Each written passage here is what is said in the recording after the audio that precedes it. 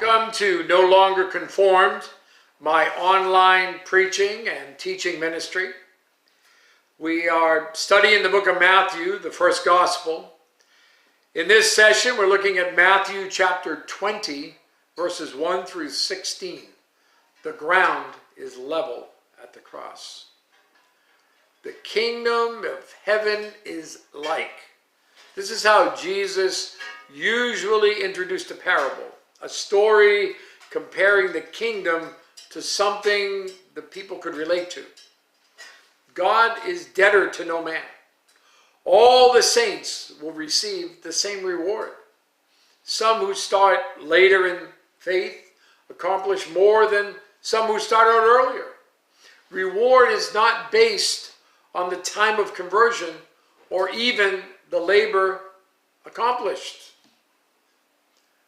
Our text, Matthew 20, verses 1 to 16, presents a parable about God's kingdom in which two issues are dealt with by Jesus.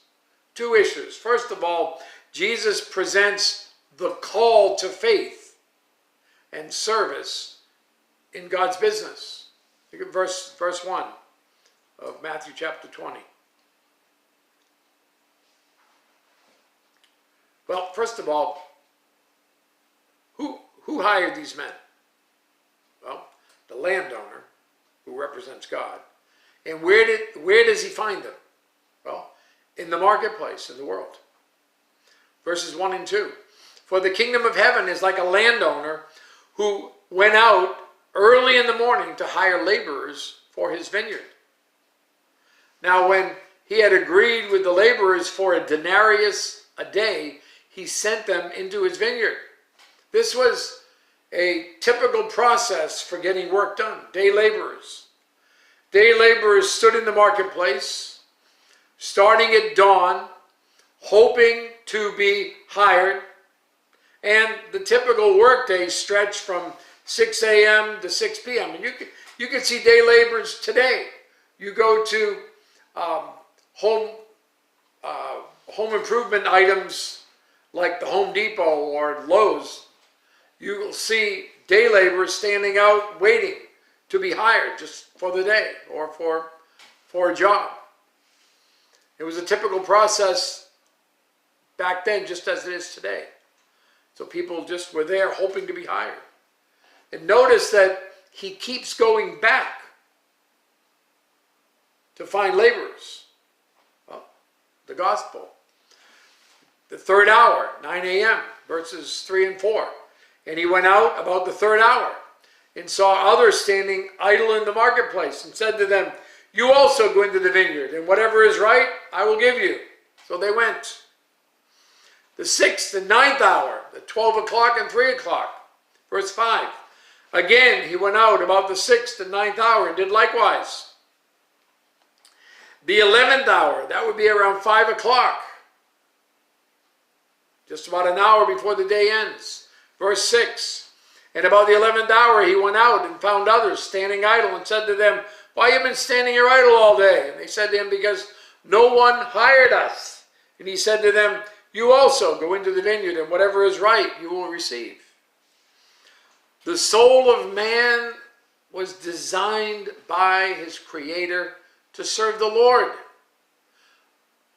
Apart from serving God, every man is idle and living in sin. It is to the lost in the world that the gospel is preached. Then the converts to faith in Christ tell others. What are workers to do? Well, they labor in the landowner's vineyard, digging and planting vines, building protective fences, and weeding and watering and pruning and dressing the fruit. The unbeliever remains idle on his way to hell, but the believer is busy all the way to heaven. There is no retirement. What are the wages? Well, a sufficient day's pay, whatever is right. A denarius was a silver coin equal to a Roman soldier's day, a pay for a day. It was considered a fair wage for a day's labor.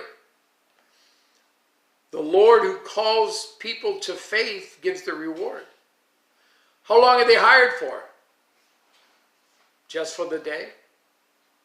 A short time. Believers labor briefly on earth for an eternal payment. Some work the whole day, an entire lifetime.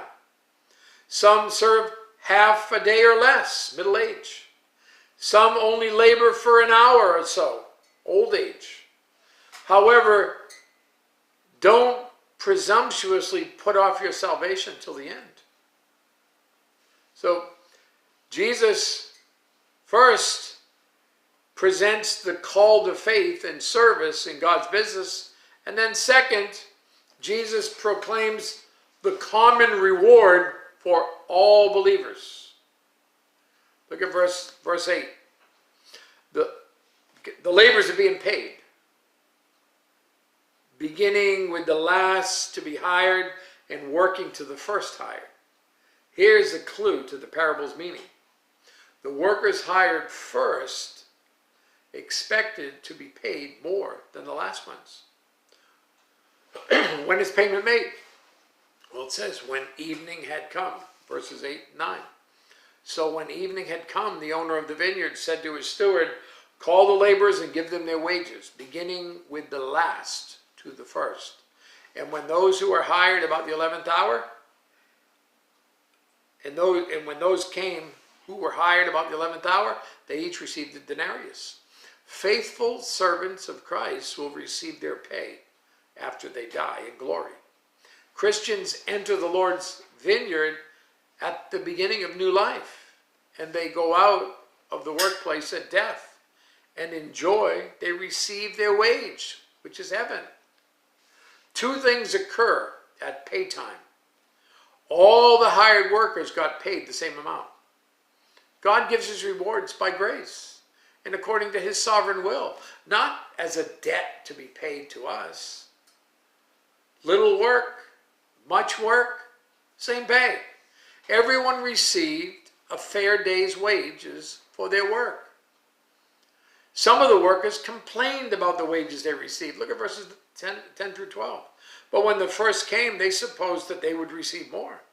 And they likewise received each a denarius. And when they had received it, they complained against the landowner, saying, these last men have worked only 1 hour, and you made them equal to us who have borne the burden in the heat of the day.